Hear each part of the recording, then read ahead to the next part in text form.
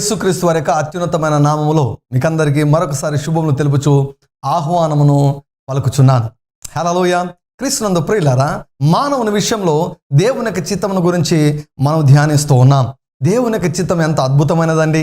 దేవుని యొక్క వాక్యం సెలవిస్తుంది, యెహోవా దయాళుడు, ఆయన కృప నిత్యముండును, ఆయన సత్యము తరతరములు నిలుచును. The Lord is good and his mercy endureth for ever and his truth abideth for ever. హల్లెలూయా. ఇవి మారవు ప్రియులారా. దేవుడు మంచివాడు, ఆయన మేలు చేయడం మానడు. దేవునిలో నాకు నచ్చినటువంటి ఒక అద్భుతమైన విషయం ఏంటంటే, ఆయనకు ఒకటి తెలియదు. ఏమీ తెలియదో తెలుసా? మేలు చేయడం మానడం ఆయనకు తెలియదు. ఆయన మేలు చేస్తూనే ఉంటాడు. హల్లెలూయా. అందుకే యేసుక్రీస్తు ప్రభు అంటే నాకు చాలా ఇష్టం. ఆయన మేలు చేయడం మానకున్నట్లు ఆయన మనతో నిత్య నిబంధన చేశాడు అని దేవుని యొక్క వాక్యంలో ఆయన సెలవిచ్చాడు. సో దేవుని యొక్క చిత్తం గురించి మనం శోధించడం, దేవుని యొక్క చిత్తం గురించి పరిశోధించడం నిజంగా అద్భుతమైనటువంటి విషయం. It's so encouraging to talk about, it's so encouraging to find about the will of God for our life. మన యొక్క జీవితంలో దేవుని యొక్క చిత్తమును గురించి మనం పరిశోధించే కొలది సంతోషము, ఆనందము, విశ్వాసము, నిరీక్షణ, జీవితం పైన ఆశ ప్రియులారా పుట్టుకొని వస్తాయి. నీకు ఆశ కలిగించే దాని కొరకే దేవుడు తన వాక్యాన్ని ఆయన తెలియజేస్తున్నాడు. సో కనుక ప్రియులారా, దేవుని యొక్క చిత్తమును గురించి నేను మీకు బోధిస్తూ ఉన్నాను. మనం ఆత్మీయంగా ఫలించాలి, మనం మానసికంగా ఫలించాలి, మనం దేహపరంగా మనం వర్ధిల్లాలి. అంత మాత్రమే కాదు, మనం ఆర్థికంగా కూడా వర్ధిల్లాలి అని చెప్పడం నేను ప్రారంభించాను. నీవు ఆర్థికపరమైనటువంటి సమస్యలో ఉన్నావా? నీవు అప్పులతో ఉన్నావా? నీవు ఆర్థికపరమైనటువంటి చిక్కులో ఉన్నావా?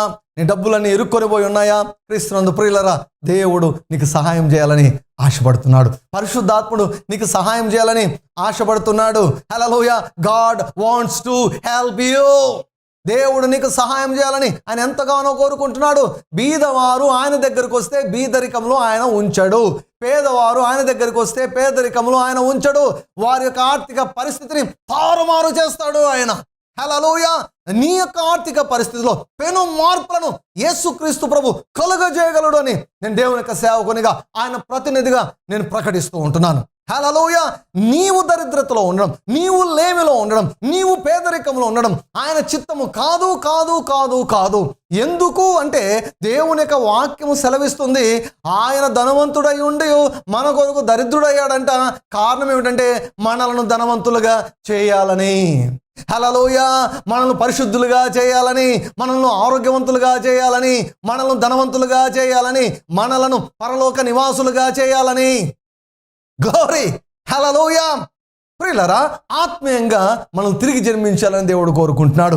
మానసికంగా నెమ్మది సమాధానాన్ని కలిగి ఉండాలని దేవుడు కోరుకుంటున్నాడు. దేహపరంగా ఆరోగ్యాన్ని కలిగి ఉండాలని దేవుడు కోరుకుంటున్నాడు. సిలువలో ఆయన మన పాపాన్ని భరించాడు, సిలువలో మన వేదనను భరించాడు, సిలువలో మన రోగములను భరించాడు, సిలువలో మన పేదరికాన్ని, మన దరిద్రతను, మన లోటును, మన లేమిని ఆయన భరించాడు. ఆయన భరించాడు. నీవు నేను భరించవలసిన అవసరము లేదు.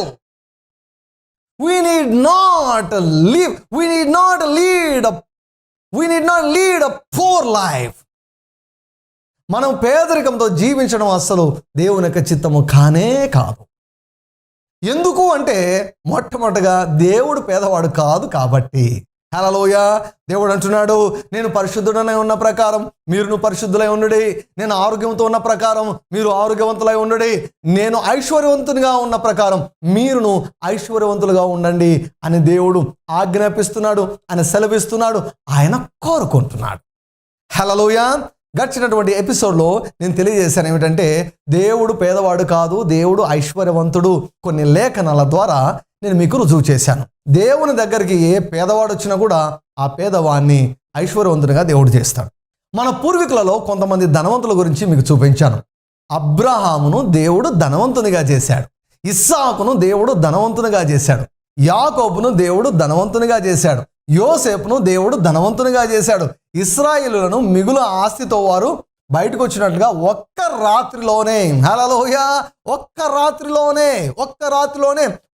రాత్రిలోనే నీ యొక్క ఆర్థిక పరిస్థితిని దేవుడు తారుమారు చేయగలడు. హల్లెలూయా. With God all things are possible. నువ్వు నమ్మితే నీకు కూడా సమస్తము సాధ్యమే. హల్లెలూయా. నమ్మగలవా నీవు? నీ ఆర్థిక పరిస్థితిని దేవుడు మార్చగలడు. నీ ఆర్థిక పరిస్థితిలో దేవుడు పెను మార్పులను ఒక్క రాత్రిలోనే జరిగించగలడు. ఒక్క రాత్రిలోనే ఇశ్రాయేలులను మిలియనీర్లుగా చేశాడండి. ఒక్క రాత్రిలోనే కోటీశ్వరులుగా చేశాడు. దేవుడు ఎప్పుడైనా వాక్యంలో ఒకసారి ఎప్పుడైనా చేశాడంటే అది మరలా చేయగలడు అని మనం అర్థం చేసుకోవాలి. సో కాబట్టి ఒక్క రాత్రిలో వారిని ధనవంతులుగా చేశాడు, నిన్ను కూడా చేయగలడు. ఒక్క రాత్రిలో నీ అప్పులను కొట్టివేయగలడు. ఒక్క రాత్రిలో నిన్ను కోటీశ్వరునిగా కూడా చేయగలడు అని దేవుని యొక్క వాక్య ఆధారం బట్టి నేను తెలియజేస్తున్నాను. హల్లెలూయా. సో మరికొంతమంది భక్తులను నేను మీకు చూపించాలని నేను ఇష్టపడుతున్నాను. ప్రియులారా, పాత నిబంధన భక్తులలో దేవునితో కలిసి నడిచినటువంటి అనేక మంది భక్తులు ఐశ్వర్యవంతులుగా వారు జీవించారు. ఏ కొదువ లేకుండా జీవించారు. రాజులను మించిపోయారు. తమ చుట్టూ ఉన్న వారికి అందరికంటే మించి వారు తలగా తయారయ్యారు. వారి చుట్టుపక్కల ఉన్న వారికి అందరికంటే మించినటువంటి హెచ్చన స్థితిలోకి వారు వెళ్ళారు. దేవుని యొక్క వాక్యంలో నుంచి మొదటి దినవృత్తాంతముల గ్రంథము 29వ అధ్యాయము 28వ వచనం. క్రీస్తునందు ప్రియులారా, దావీదును కూడా దేవుడు అత్యధికంగా ఐశ్వర్యవంతునిగా చేశాడు. గొర్రెల దొడ్డిలో ఉన్నటువంటి దావీదును, గొర్రెలు మేపుకుంటున్నటువంటి పేదవాడిని, గొర్రెలు మేపుకుంటున్నటువంటి దరిద్రుడైనటువంటి దావీదును దేవుడు ఏం చేశాడు తెలుసా? రాజుగా చేశాడు. దావీదు గురించి వ్రాపినటువంటి కొన్ని మాటలను మీకు చదివి నేను వినిపించాలని ఆశపడుతున్నాను. మొదటి దినవృత్తాంతముల గ్రంథము 29వ అధ్యాయము 28వ వచనం. అతడు వృద్ధాప్యం వచ్చిన వాడై ఐశ్వర్య ప్రభావములు కలిగి మంచి ముదిమిలో మరణం పొందెను. అతని తరువాత అతని కుమారుడైన సొలొమోను అతనికి మారుగా రాజాయను. ఐశ్వర్య ప్రభావములు కలిగి, ఐశ్వర్యమును కలిగి. హల్లెలూయా. దావీదు యొక్క ప్రయాణము ఐశ్వర్యవంతునిగా ప్రారంభించబడలేదు. దావీదు పేదవాడిగా దేవుని దగ్గరకు వచ్చాడు. దావీదు దరిద్రతలో దేవుని వైపు చూశాడు. దావీదును దేవుడు హెచ్చించాడు. గొర్రెల దొడ్డిలో ఉన్నటువంటి దావీదును రాజుగా చేశాడు. రాజుగా చేయడం మాత్రమే కాదు, ఐశ్వర్యవంతునిగా చేశాడు. కొన్ని పొరపాట్లు దావీదు చేశాడు. అయినప్పటికీ కూడా చివరిలో వ్రాపినటువంటి మాట చూసారా మీరు? చివరిలో వ్రాపినటువంటి మాటను చూసారా? ఐశ్వర్యం ఉంది, ప్రభావం ఉంది. హల్లెలూయా. దావీదు ఏమేమి పోగొట్టుకున్నాడో అన్నిటిని కూడా సంపాదించుకున్నాడండి. హల్లెలూయా. ఐశ్వర్యవంతుడిగా దావీదు నిద్రించాడు. ప్రియులారా, మందిరం కట్టేదాని కొరకు దావీదు గారు ఎంత కానుకను దేవునికి ఇచ్చాడో తెలుసా? తన సొంత బంగారు వేల కేజీల బంగారు ఇచ్చాడు. వేల కేజీల బంగారు ఇచ్చాడండి. మనం లెక్కచారం వేస్తే ఎన్ని కోట్ల రూపాయలు అవుతుందో అంత ధనవంతునిగా దావీదు అయ్యాడు. సో దేవుడు దావీదును కూడా ధనవంతునిగా చేశాడు. ప్రియులారా, దేవుడు ధనవంతుడు గనుక దేవుడు అబ్రహామును ధనవంతునిగా చేశాడు. దేవుడు ధనవంతుడు గనుక ఇస్సాకును ధనవంతునిగా చేశాడు. దేవుడు ధనవంతుడు గనుక యాకోబును ధనవంతునిగా చేశాడు. దేవుడు ధనవంతుడు గనుక యోసేపును ధనవంతునిగా చేశాడు. దేవుడు ధనవంతుడు గనుక ఇశ్రాయేలును కూడా ధనవంతులుగా ఆయన చేశాడు. దేవుడు ధనవంతుడు గనుక దావీదును కూడా ఐశ్వర్యవంతునిగా చేశాడు. దేవుడు ధనవంతుడు గనుక సొలొమోనును కూడా గొప్ప ఐశ్వర్యవంతునిగా ఆయన హెచ్చించాడు. హల్లెలూయా. అద్భుతమైనటువంటి లేఖన భాగాన్ని మీకు చూపిస్తాను. 2వ దినవృత్తాంతముల గ్రంథము 1వ అధ్యాయము 12వ వచనం. కాబట్టి జ్ఞానమును తెలివియు నీకు ఇయ్యబడును, నీకన్నా ముందుగానున్న రాజులకైనను నీ తరువాత వచ్చు రాజులకైనను కలుగని ఐశ్వర్యమును సొమ్మును ఘనతను నీకిచ్చెదను అని చెప్పెను. ఎంత అద్భుతమైనటువంటి మాట అండి ఇది. నీకన్నా ముందుగానున్న రాజులకైనను నీ తరువాత వచ్చు రాజులకైనను కలుగని ఐశ్వర్యమును సొమ్మును ఘనతను నీకు ఇచ్చేదను. ఇచ్చాడా లేదా? ప్రియులారా, ఈ రోజు వరకు కూడా, భూమి పుట్టినది మొదలుకొని ఈ రోజు వరకు కూడా సొలొమోన్ అంత ధనవంతుడు లేడు. హల్లెలూయా. సొలొమోన్ అంత ధనవంతుడు ఈ రోజు వరకు కూడా భూమిపైన ఇంకా లేడు, రాలేదు, రారు కూడా. ఎందుకంటే దేవుడు ఆల్రెడీ ముందుగానే చెప్పేశాడు, నీ ముందటి వారైనా నీ తరువాత వారైనా ఎవరికి కలగనటువంటి ఐశ్వర్యము, ఎవరికి రానటువంటి సొమ్మును నీకు ఇస్తాను అని చెప్పాడు. దావీదు యొక్క ఐశ్వర్యం ఒక స్థాయిలో ఉంటే సొలొమోను యొక్క ఐశ్వర్యం దాన్ని మించిపోయింది. ప్రియులారా, సొలొమోనా, మీ తండ్రి చాలా సంపాదించాడు, నీకెందుకు సొమ్ము అని అనలేదు. సొలొమోను రాజ్యంలో మనం గమనిస్తే, బైబిల్ బాగా చదవండి ప్రియులారా, బైబిల్ బాగా చదవండి. సొలొమోను రాజ్యంలో మనం గమనిస్తే డబ్బులు అన్నటువంటివి ప్రవాహములాగా, ఐశ్వర్యం అన్నటువంటిది ప్రవాహములాగా వరద వలె సొలొమోను యొక్క రాజ్యంలోనికి ప్రవహిస్తూ ఉండేది. ఎక్కడ దేవుని యొక్క సన్నిధి ఉంటే అక్కడికి డబ్బులు ప్రవహిస్తాయి. ఎక్కడ దేవుని యొక్క అభిషేకం ఉంటే అక్కడికి డబ్బులు ప్రవహిస్తాయి. డబ్బుల కొరకు మనం వెంటాడాల్సిన అవసరం లేదు. డబ్బుల కొరకు భిక్షగాలాగా మనం తిరగవలసిన అవసరం లేదు. ఎక్కడ దేవుని యొక్క సన్నిధి ఉంటే, ఎక్కడ యేసయ్య ఉంటే, ఎక్కడ అభిషేకం ఉంటే ఆ అభిషేకము డబ్బులను ఆకర్షిస్తుంది. సొలొమోనుకు ప్రియులారా గొప్ప ఐశ్వర్యమును, సొమ్మును దేవుడిచ్చాడు. ఎందుకు? సొలొమోనా నీకు డబ్బు ఎందుకు అని అనలేదు దేవుడు. సొలొమోనా డబ్బులు ఎక్కువ ఇస్తే నువ్వు చెడిపోతావు అని అనలేదు. దావీదును దేవుడు ఐశ్వర్యవంతునిగా చేశాడు. సొలొమోను రాజును ఇంకా ఐశ్వర్యవంతునిగా చేశాడు. రాజులను మనం గమనించినప్పుడు, దేవుని యొక్క భక్తులను మనం గమనించినప్పుడు, వారు దేవునితో కలిసి నడిచినప్పుడు, వారు దేవుని ఆరాధించినప్పుడు, దేవుని స్తుతించినప్పుడు, వారు అపరిమితముగా వారు ఆర్థికంగా వారు వర్ధిల్లారు. మరొక వ్యక్తిని కూడా మీకు చూపిస్తాను. 2వ దినవృత్తాంతముల గ్రంథము 20వ అధ్యాయము 25వ వచనం. యెహోషాపాతును అతని జనులను వారి వస్తువులను దోచుకొనుటకు దగ్గరకు రాగా ఆ శవముల యొద్ద విస్తారమైన ధనమును, ప్రశస్తమైన నగలను కనబడెను. వారు తమకిష్టమైనంత మట్టుకు తీసుకొని తాము కొనిపోగలిగిన దానికంటే ఎక్కువగా ఒలుచుకొనిరి. కొల్ల సొమ్ము అతి విస్తారమైనందున దానిని కూర్చుటకు 3 దినములు పట్టెను. హల్లెలూయా. యెహోషాపాతు రాజునకు ఆ యొక్క సైన్యానికి దేవుడు ఎంత విస్తారమైనటువంటి సొమ్మునిచ్చాడండి. 3 రోజులు ఏరుకున్నారంట. 2000 రూపాయలు 3 రోజులు మీరు ఏరుకుంటే ఎంత ఏరుకోగలరు చెప్పండి ప్రియులారా. దేవుని యొక్క కార్యం చూడండి. దేవుడు యెహోషాపాతును ఐశ్వర్యవంతునిగా చేశాడు. శత్రువులు యెహోషాపాతు పైన దాడి చేస్తే శత్రువుల పైన విజయం ఇవ్వడం మాత్రమే కాదు, దేవుడు వారికి ఐశ్వర్యమును కూడా దయచేశాడు. హల్లెలూయా. సాతాను నీ పైన పోరాడుతుంటే గుర్తుపెట్టుకో, ఆ పోరాటం మీద గెలుపు మాత్రమే కాదు, నీకు ఆర్థికపరమైన ఆశీర్వాదం కూడా దేవుడు ఇస్తాడు. ప్రతి శోధనను గెలిచినట్లయితే దేవుడు ఆర్థికపరమైన ఆశీర్వాదమును నీకు దయచేస్తాడని నువ్వు గుర్తించాలి. దేవుడు యెహోషాపాతు రాజునకు ఐశ్వర్యమునిచ్చాడు. అత్యధికంగా వారు వర్ధిల్లారు. హల్లెలూయా. దేవుని యొక్క మాట ప్రకారం జీవించినప్పుడు, దేవుని స్తుతించినప్పుడు, దేవునికి లోబడి నడుచుకున్నప్పుడు దేవుడు ఎవరిని కూడా పేదవారిగా, బీదవారిగా ఆయన ఉంచే ప్రసక్తే లేదు. ఆయన వారిని హెచ్చిస్తాడు, ఐశ్వర్యమును వారికి దయచేస్తాడు. హల్లెలూయా. మరొక వ్యక్తిని మీకు చూపిస్తాను. 2వ దినవృత్తాంతముల గ్రంథము 32వ అధ్యాయము 29వ వచనం. మరియు దేవుడు అతనికి అతి విస్తారమైన కలిమి దయచేసినందున పట్టణములను, విస్తారమైన గొర్రెల మందలను, పశుల మందలను అతడు సంపాదించెను. హల్లెలూయా. హిజ్కియాను గురించినటువంటి లేఖన భాగం. హిజ్కియా నాన్నగారు ఏలినప్పుడు దేశము పేదరికంలో మగ్గి ఉందండి. దేశము పాడైపోయింది, నాశనం అయిపోయింది దేశము. యెహోవా మందిరపు తలుపు మూయించేశాడు అనమాట. స్తుతి ఆరాధన లేకుండా చేశాడు. హిజ్కియా రాజు తండ్రి అయినటువంటి ఆహాజు మందిరపు తలుపులు మూయించాడండి. స్తుతి ఆరాధన ఆపేశాడు. స్తుతి ఆరాధన ఎప్పుడైతే ఆపేశాడో దరిద్రత వచ్చిందండి. దేశమంతా దరిద్రత వచ్చింది. శత్రులంతా ఆక్రమించుకున్నారు. భయంకరమైనటువంటి పేదరికంలో మగ్గిపోయిందండి. హిజ్కియా రాజు అయిన తర్వాత చేసినటువంటి మొట్టమొదటి పని ఏమిటో తెలుసా? మందిరపు తలుపులు తెరచి మందిరాన్ని బాగు చేసి స్తుతి ఆరాధనను ప్రారంభించాడు. హల్లెలూయా. నీ జీవితంలో స్తుతి ఆరాధనను ప్రారంభించు. స్తుతి ఆరాధన ప్రతిరోజు చేస్తున్నావా? ప్రతిరోజు దేవుని స్తుతిస్తున్నావా? ప్రతిరోజు దేవునికి స్తుతులు చెల్లిస్తున్నావా? ప్రతిరోజు దేవునికి స్తుతులు చెల్లిస్తున్నావా?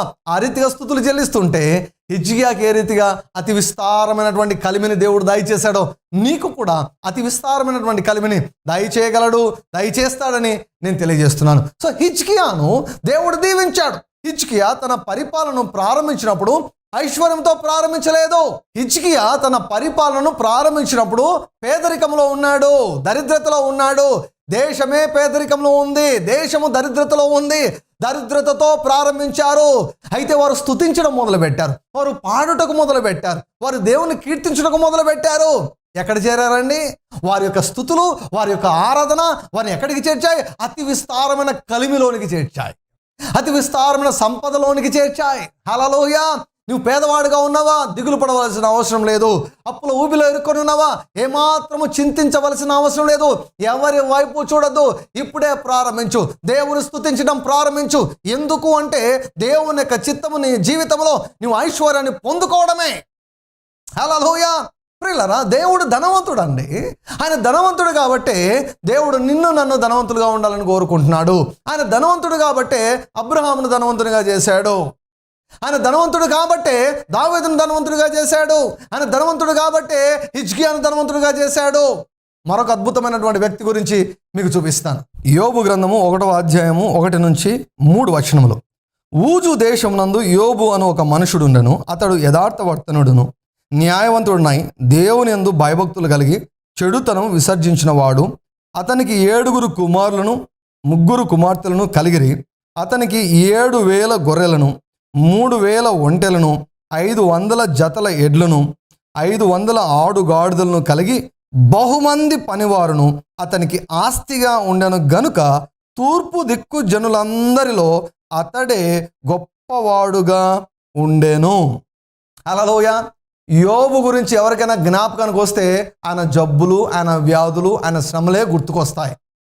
ప్రియులారా, యోబు శ్రమలన్నీ కూడా 9 మాసాలే. యోబు శ్రమలు కేవలం 9 మాసాలే. 1 సంవత్సరం లోపలే యోబు శ్రమలన్నీ కూడా కంప్లీట్ అయిపోయాయి. భూమి ఒకసారి సూర్యుని చుట్టూ తిరిగే లోపల యోబు శ్రమలన్నీ మాయమైపోయాయి.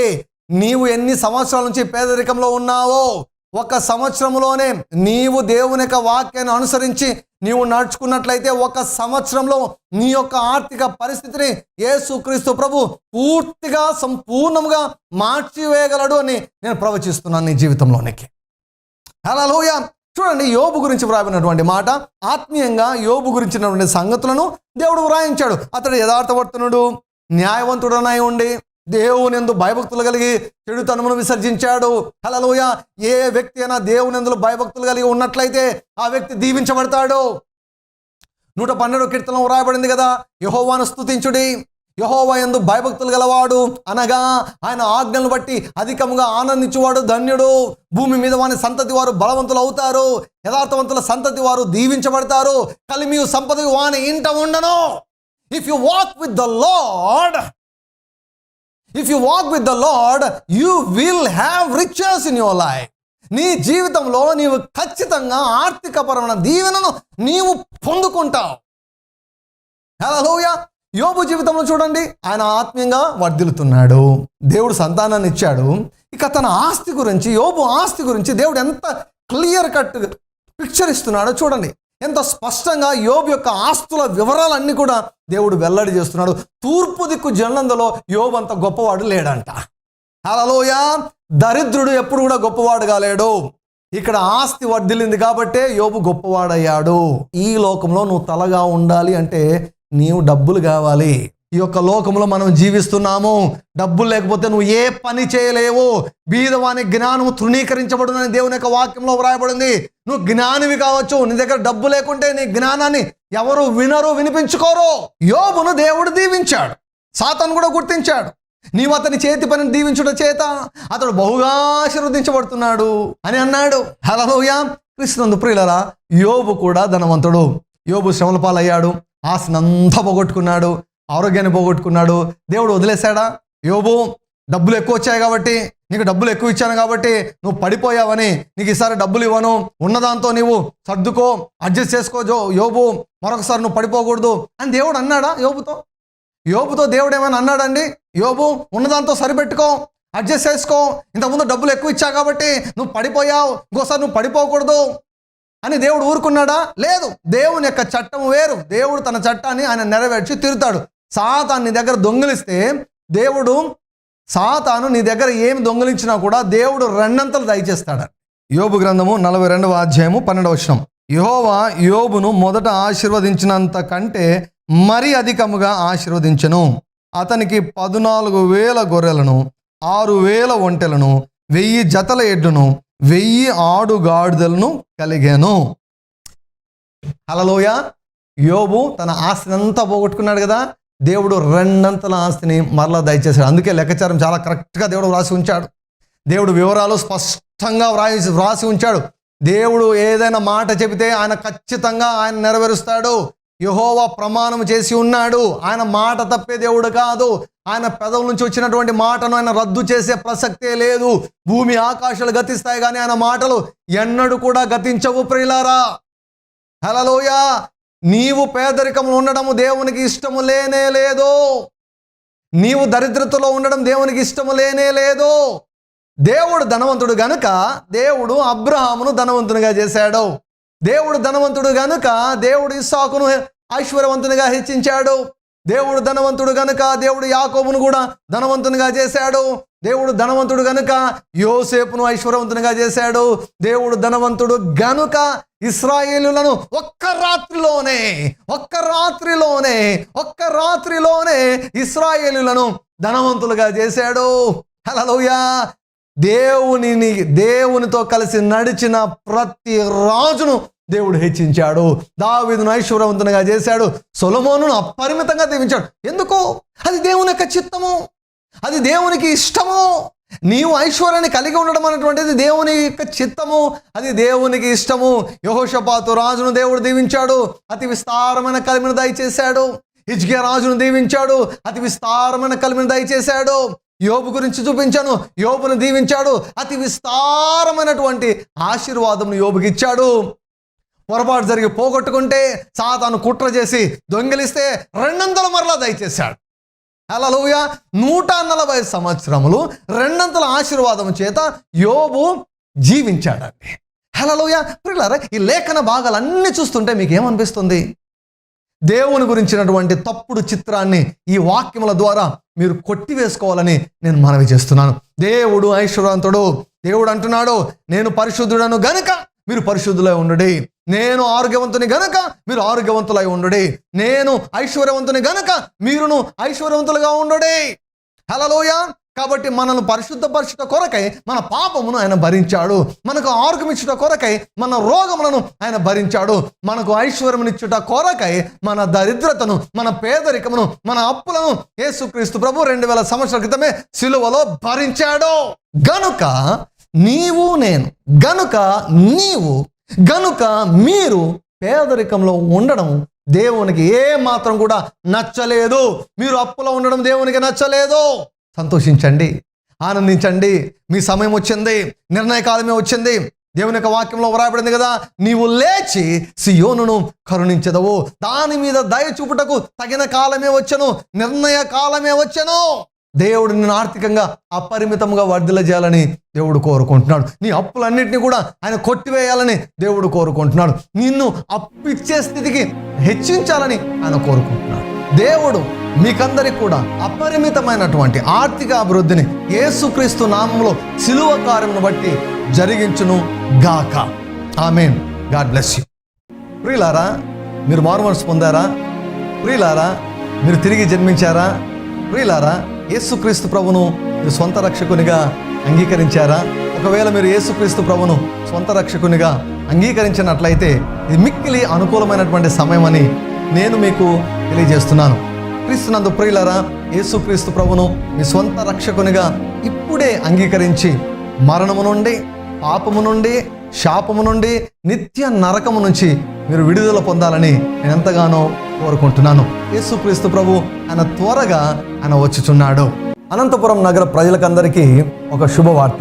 ప్రియులారా, అనంతపురం నగరంలో మెడికల్ కాలేజ్ రోడ్లో ఉన్నటువంటి IMA హాల్లో ప్రతి గురువారము సాయంకాలం 6 గంటల నుంచి 8 గంటల వరకు ఆరాధనను మేము ప్రారంభించాం. పాపులు అనేకులు రక్షించబడుతున్నారు. వ్యాధిగ్రస్తులు తమ రోగాలు నయం చేసుకుంటున్నారు. అప్పుల ఊబిలో ఉన్నటువంటి వారు అప్పుల నుంచి బయటకు వస్తున్నారు. కుటుంబ సమస్యలతో ఉన్నటువంటి వారు సమస్యల నుంచి విడుదల పొందుకుంటున్నారు. మానసిక వ్యాధులు కలిగినటువంటి వారు మానసిక వ్యాధుల నుంచి విడుదల పొందుకుంటున్నారు. మీరు కూడా ఎందుకు ఈ యొక్క ఆరాధనలో పాల్గొని మీరు దీవించబడకూడదు? సో కాబట్టి దయచేసి ప్రతి గురువారం కూడా సాయంకాలం 6 గంటలకే IMA హాల్లో ఆరాధన జరుగుతుంది. మీరందరూ కూడా వచ్చి దీవించబడాలని నేను మనస్ఫూర్తిగా కోరుకుంటున్నాను.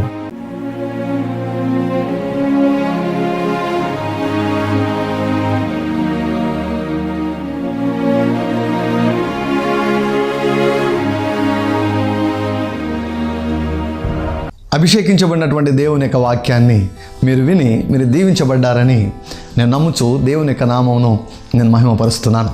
క్రీస్తునందు ప్రియులైనటువంటి వారులారా, కొన్ని ప్రాముఖ్యమైన విషయాలు మీతో పంచుకోవాలని నేను ఇష్టపడుతున్నాను. మొట్టమొదటగా ఈ యొక్క నిజమైన స్వాతంత్రమును కార్యక్రమమును అనేకులకు మీరు పరిచయం చేయాలని నేను మనవి చేస్తున్నాను. దేవుడు తన వాక్యం ద్వారా అనేకులను నిజమైన స్వాతంత్రంలోనికి ఆయన నడిపిస్తున్నాడు. తరువాత దేవుని యొక్క వాక్యంలో రాయబడి ఉంది ఏమిటంటే, నీతిమంతుడు విశ్వాస మూలముగా జీవిస్తాడు. సో నీతిమంతుడు ఎవరు?